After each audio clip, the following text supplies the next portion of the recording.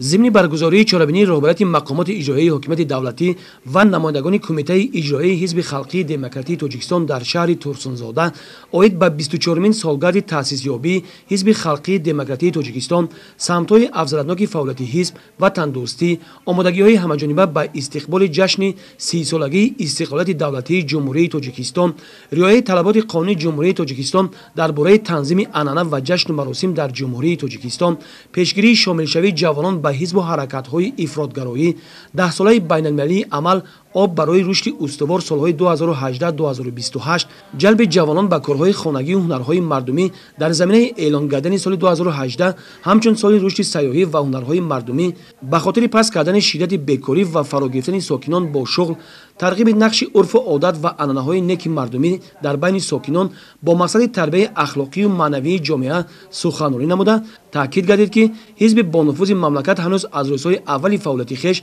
هدف‌های سازنده و بنیادگذارانه را مورد عمل قرار داده توانست تحت رهبری خردمندانه اساسگذار صلح و وحدت ملی پیشوای ملت رئیس حزب خلقی دموکراتیک تاجیکستان محترم امامی رحمان با دستاوردهای بزرگ هم در سیاست، هم اقتصاد، اجتماعیات، فرهنگ نائل گردد.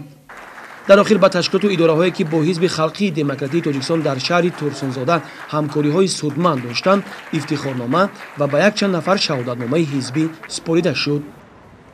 بعداً در کاخ دوستی از جانب خوانندگان مؤسسه‌های تأسیسات میانه عمومی و کارمندان شعبه فرهنگ شهر تورسونزاده یک برنامه فرهنگی فراغتی پیشکش اهل تالار گردانده شد. گزارش خورشید حلیم و فیروز میرزایف از شهر تورسونزاده برای برنامه اطلاعاتی نوید.